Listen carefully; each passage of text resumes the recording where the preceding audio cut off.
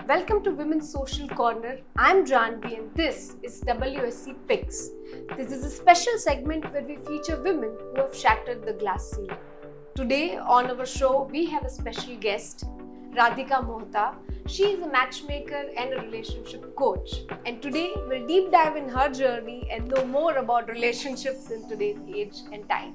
Welcome Radhika on Women's Social Corner. Thank you. To start with, tell us about your transition, your journey from being a journalist to a relationship coach. I mean, how easy or how tough was that? Sure. The fact that I have been a journalist really allowed me to talk to people, make them feel comfortable, open up, understand their story, the journey that they've been through, and then figure out what works for them and what not. But in terms of, I think, easy, I would say.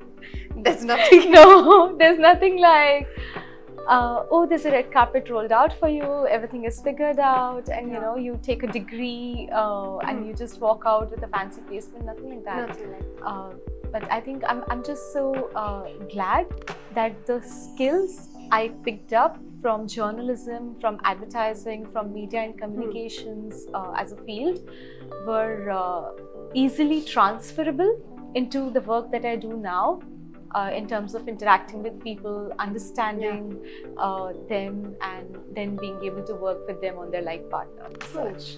And Radhika, considering that there's so many models like say Shadi.com or like dating apps, how are you building your own way? I mean, if you could give us some insight into that. Sure.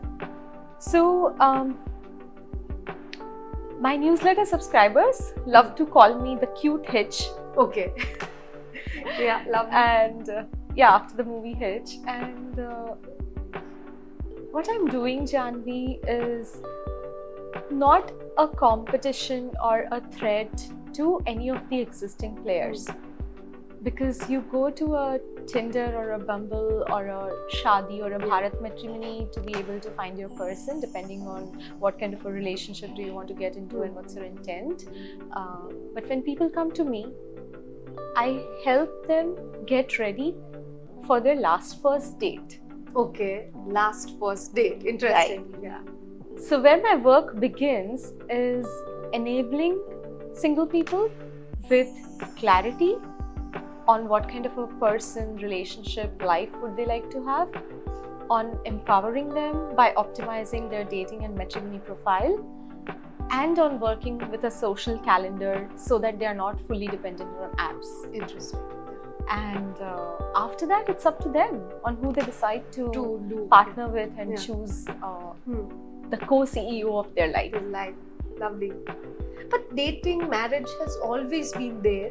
Do you think as humans, have we become more complex or our issues have become more complex? What has been your experience? Interesting question. So, online dating is as new as 1994, kiss.com. And prior to that, we did have love marriages and we did do dating and all of that, but we didn't have these yellow pages approach to how many single people in this city based on whatever criteria, right? It just feels tougher now somehow, like for people to, have a companion than there ever was, or maybe it's a perception. So thanks to technology, we have access to a great database globally, but then we also have too much optionality. Yeah. So one after the other, it almost feels like humans are disposable. And if not this, the next one, and I have my checklist and I can just move on to the next one. True. And that's the thing that we need to address. True. But when you meet singles, like what are their like bizarre or funny or some demands or like something that they would share, which is like what? Like any stories? Sure. So I do end up having people who come with a checklist. Yeah. And they're like, so the very basic ones, right? height itna hona chahiye, weight itna hona chahiye, complexion ye hona chahiye is like very basic. Paycheck, right? But the bizarre ones, totally. But the bizarre ones would be like, I want somebody earning 3x of me. Okay. Whoa. Or I want someone who's going to, have these many international holidays a year. Because that suggests the kind of lifestyle this person can have with you. And those are like super bizarre, but again, if we go to the root cause, if we do like an RCA root cause analysis of why is this happening, that is because anytime, for instance, somebody tells me I want somebody who's 6 feet tall, what they're looking at is physical safety. Yeah. What they're looking at is this person going to be able to provide for me, take care of me, comfort me? And somehow it translates into those quantitative metrics which are available on the apps, because no app would allow us to look at the qualitative metrics of how kind are you, how humble are you, how respectful are you, how trustworthy are you. But the quantitative ones which are available are the ones which get measured time and often. And then we get hardwired to be able to look at those. Yeah. But do you think it's still so transactional? Or you think that we've evolved? Interesting. So I think what's really important is to get out of the transactional nature of apps and websites and platforms and quickly move into the real world where everyone wants to be seen and heard. Yeah. And that's the reason I insist people get out of apps within 8 to 10 text messages in 2 to 3 days time, because I don't consider texting as dating.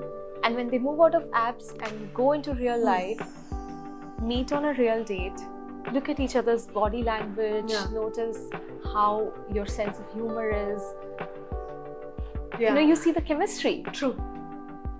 That's how. The chemistry does not lie in texting, in using emojis, in seeing, what's the response time. Yeah. How many GIFs did you come up with? No. The chemistry lies in actually meeting in person. True. And then seeing it. Yeah. Lovely. Tell me, like, when I interview entrepreneurs, most of them have products. They're dealing in revenues.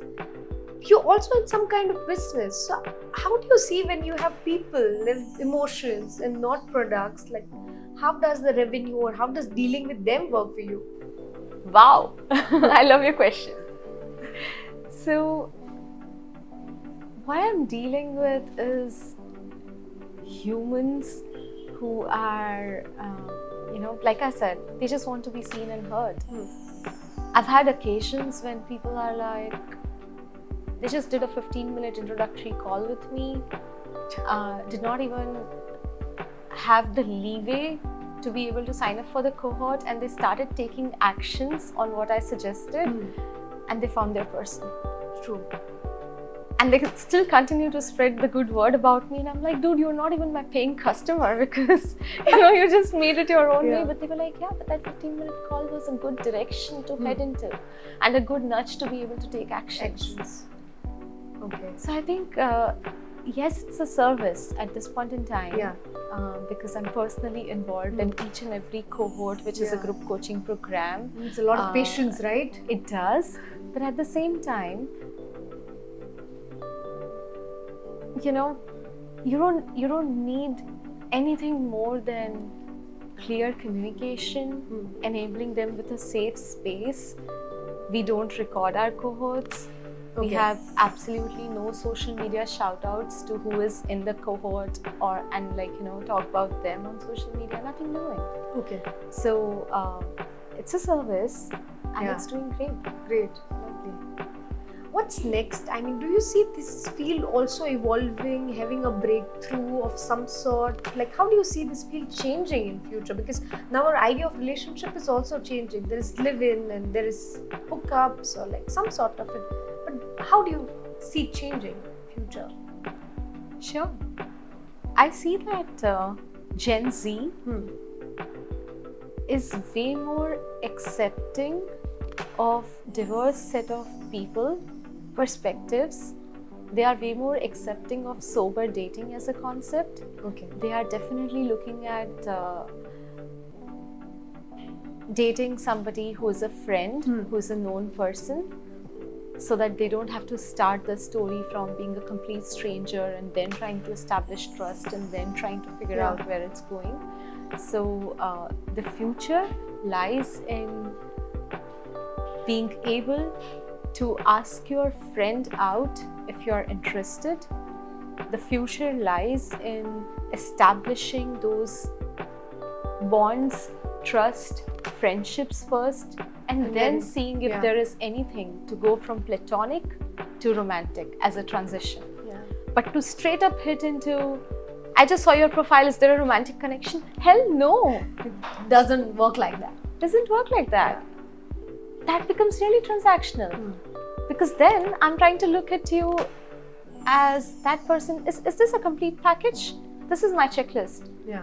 Is this person fulfilling my checklist? If not, I don't even want to be nice to you and exchange pleasantries. And why is that? True. There are 8 billion people on the planet. You just need one person. Yeah. And then it gets difficult. And then it gets difficult because when we are wearing those horse blinders and saying that only when you come as a complete package will I accept you to begin with. Do you even know if that complete package is going to be right for you? Yeah. And B, if that person happens to be right for you, do they also want you? Maybe they want something different. Yeah. That's something you should think about. Totally. Yeah. During our first meeting, I think in a very short time, you gave me one tip if you're single. Now, for all our viewers, what are some of the things that you would want to share, like from your own experience, if they're single and if they're looking for someone? Sure. So, I would just insist on one important thing, which is date who you know. Okay.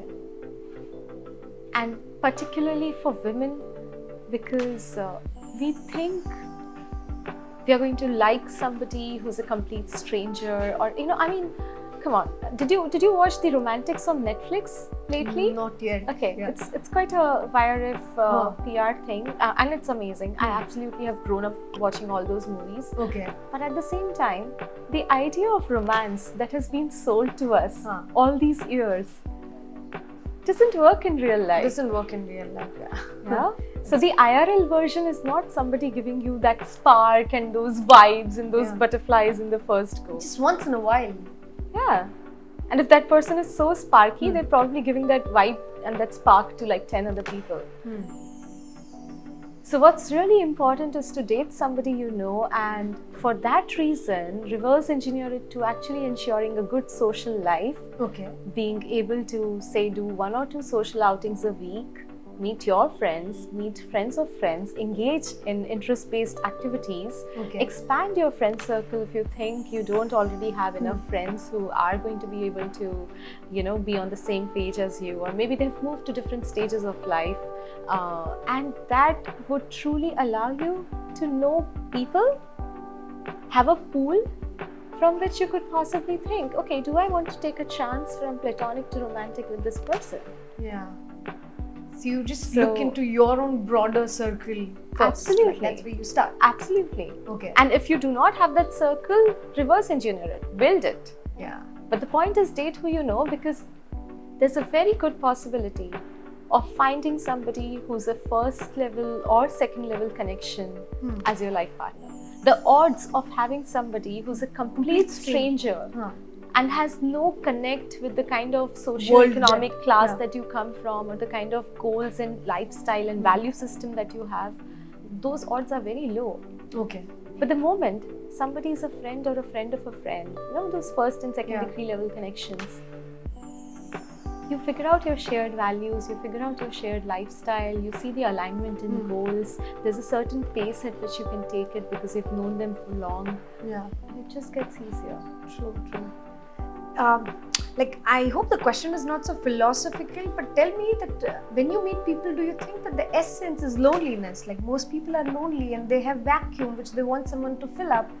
and then maybe when the other person is incapable, it doesn't work out. So everyone is just like, Janvi, you're on point. It's not even a philosophical question. The fact that United Kingdom has a minister for loneliness. yes, yeah. The fact that Japan government is spending money on hosting events for single people. And the fact that it is seeping into the major cities in India is for real. True. Like we have so many avenues, but we are unable to make contact, connections. Come to think of it, picture this. You have somebody who is not in their hometown anymore. They've migrated to a bigger city, and they are crazy busy, clocking in 60 hours a work week. May not necessarily have the kind of joint family or the support system that they used to have in their smaller towns. And now, when they come back home, drained out after a long day, they go back to this phone screen, which gives them hope that they might be able to find their person tonight. But they are drained out. They may not have had a great conversation with their team or manager today. There may be bills piling up to pay and everything. And with that energy, trying to find out somebody. True.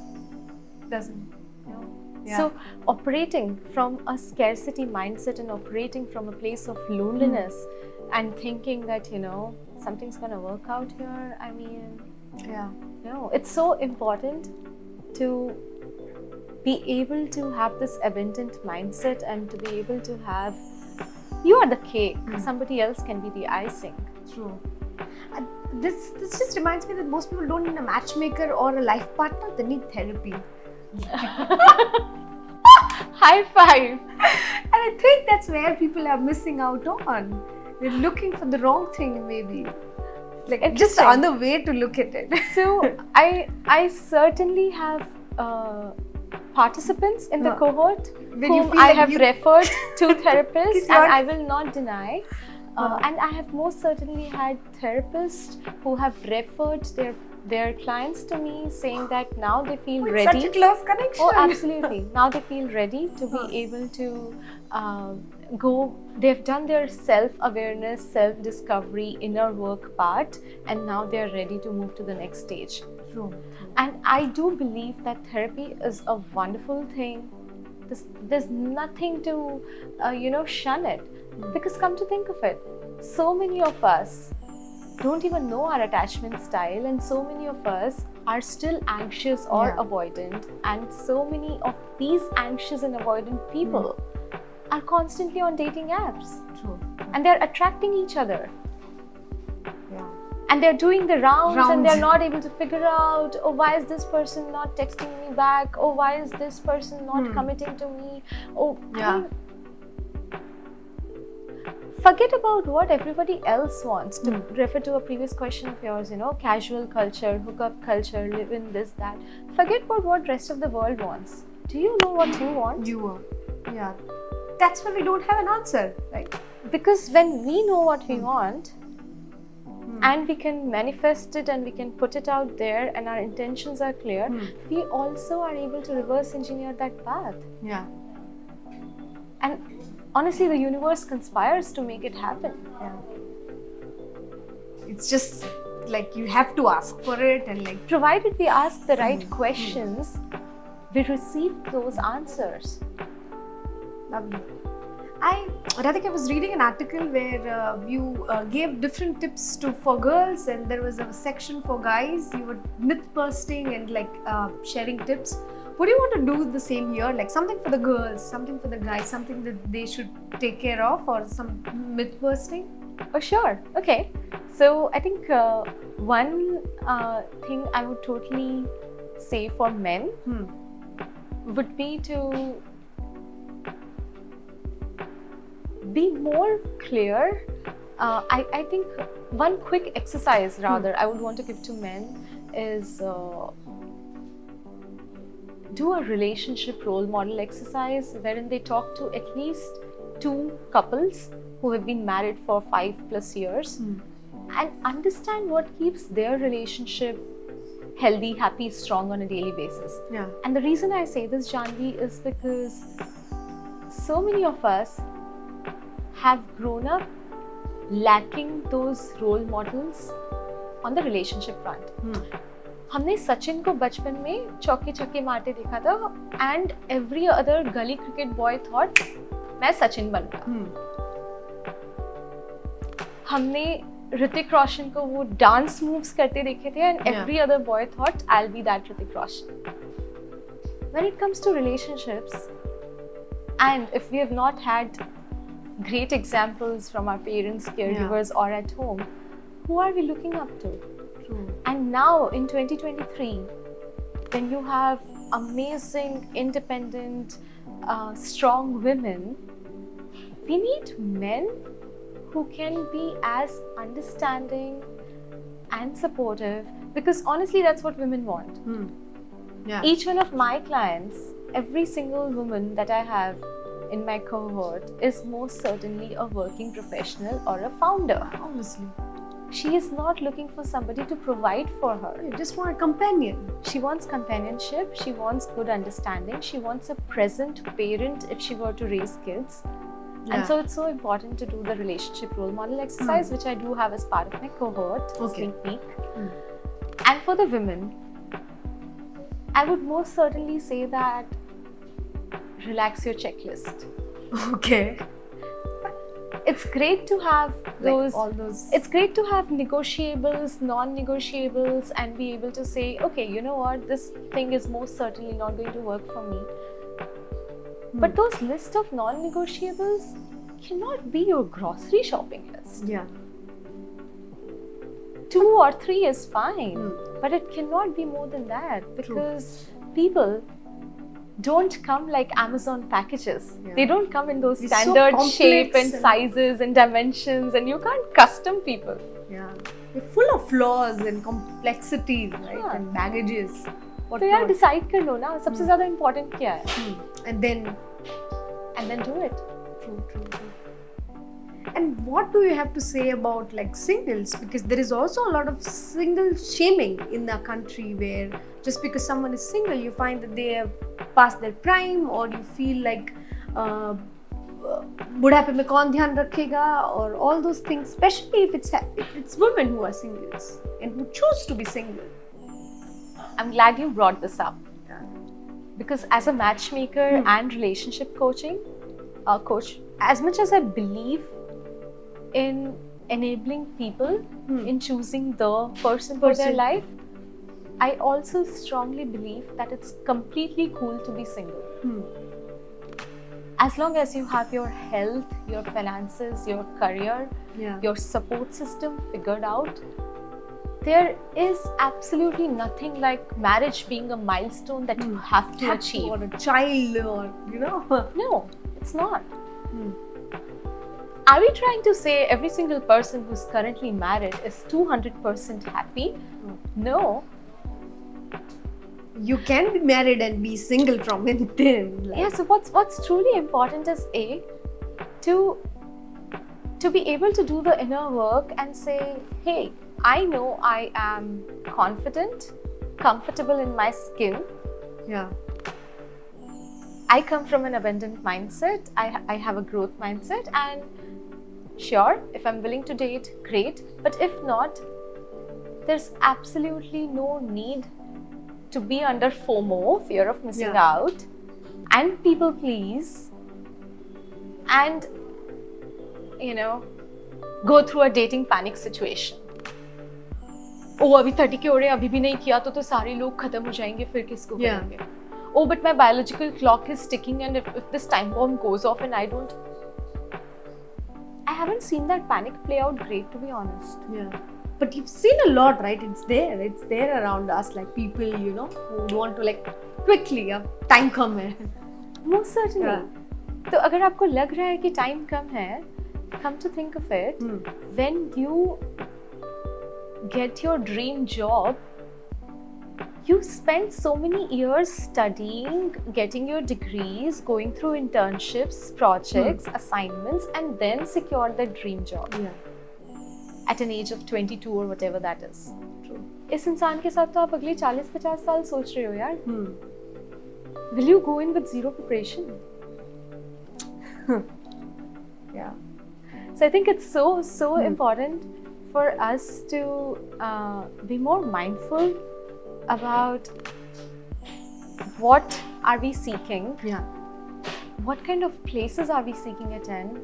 I most certainly hear of people saying, oh no, but I've been trying for 10 years, 15 years, I haven't found the person. I'm like, sure. What's the circles that you are in? Or do you even go out? Do you even step out of your home? Do you even put energy into anything outside your work? Do you even care about, and what are the beliefs that you're holding? Because I have enough people who come to me on the other side of say 35 plus, and they would say, oh no, but I'm seeing everybody in my circle getting divorced, and Radhika, there's no point in relationships, but I think I might give it a try. I'm like, no. On my website, there's a very strong line that says, if you have lost hope, please don't come to me. Because I can't introduce hope into your life. Yeah. It's so but important. If you're hopeful, I'm willing to give in my 200% to be able to work with you and make it happen. Lovely. It's so important. Oh, Totally. putting it on the website. You can't give hope. Yeah, you can't. Because Janvi, if people come from a place saying that, life में आसपास सब जगह ये तबाही दिख रही है, और हमें तो इसमें विश्वास ही नहीं बचा. I don't think I even believe in the concept of relationships, and I don't think there's one person anymore. But somehow, okay, because the world wants me to, doesn't work. Okay. Doesn't work. Just doesn't.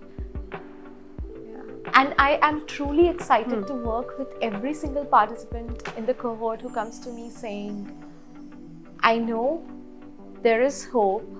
I know that I have lacked efforts or maybe the direction in which to be able to work, and can you make that happen? And I'm like, sure. 3 to 6 months of sincere, consistent efforts is all that it takes to be able to find a life partner. I think you have to ask for it, right? Totally. Yeah.